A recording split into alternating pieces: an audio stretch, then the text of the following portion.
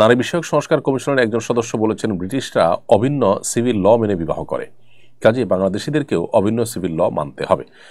ধর্মের মানুষের জন্য কমন আইনের ভিত্তিতে নিষ্পত্তি করলে শরীয়তের দৃষ্টিতে কোনো অসুবিধা আছে কিনা। দেখুন, নারী সংস্কার কমিশনের সদস্যরা পশ্চিমা পৃথিবীতে যা পেয়েছেন সেটাকে হুবহু কপি পেস্ট করে আমাদের দেশে চাপিয়ে দেওয়ার চেষ্টা করছেন এবং তাদের সুবিধা মতো পশ্চিমাদের কাছ থেকে যা জানে আর সেটা নিচ্ছেন। পশ্চিমাদের কাছ থেকে নেওয়ার আরও অনেক জিনিস আছে, সেগুলোকে তারা খুব সচেতনভাবে এড়িয়ে চলেছেন। একজন ইতালিতে গিয়ে দেখেছেন সেখানে মানুষ পাস্তা এবং পিজা খায়, এটাই তাদের প্রিন্সিপাল ফুডের মতো, সব জায়গায় এটা পাওয়া যায়, সবাই এটা দিয়ে লাঞ্চ ডিনার করছে।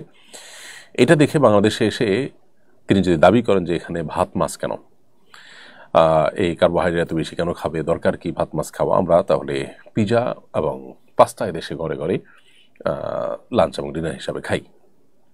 এই যে বিষয়টা, এটা যেরকম হাস্যকর, ঠিক একইভাবে পশ্চিমাদের যা দেখলাম তাদের সব কিছুকে অন্ধের মতো এদেশে এনে সেটাকে বাস্তবায়ন করার চেষ্টাটা একইভাবে হাস্যকর।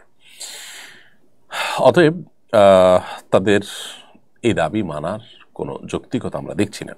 দেখুন, ব্রিটিশ আইনে এখনও ব্যাপকভাবে স্থানীয়ভাবে ধর্মীয় সংস্কৃতি এটা সংরক্ষণ করার ব্যবস্থা রয়েছে এবং ধর্ম এবং ধর্মীয় সংস্কৃতির প্রভাব রয়েছে প্রত্যেকটা পদে পদে সে সমাজে। আমাদের নারী বিষয় সংস্কার কমিশন কি সেই ধর্মীয় সংস্কৃতির কোনো অস্তিত্ব এই সমাজে রাখতে চান? তাদের যে সুপারিশনামা 3 শতাধিক পৃষ্ঠার, সেটা দেখে তো তা বোঝা যায় না। ঠিক একইভাবে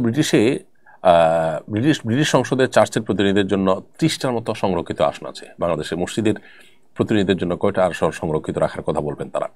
ব্রিটিশ রাজাদের প্রোটেস্ট্যান্ট যারা হয়ে থাকে তারা খ্রিস্টান হওয়া জরুরি এবং স্থানীয় চার্চকে রক্ষা করবেন এই মর্মে রাজাকে শপথ করতে হয়। আমাদের দেশে যারা যখন ক্ষমতায় আসবেন তারা কি মসজিদ সংরক্ষণ করবেন এই মর্মে তাদেরকে শপথ করতে হয়?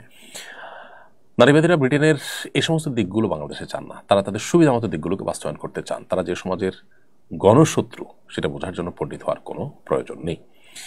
যে সময়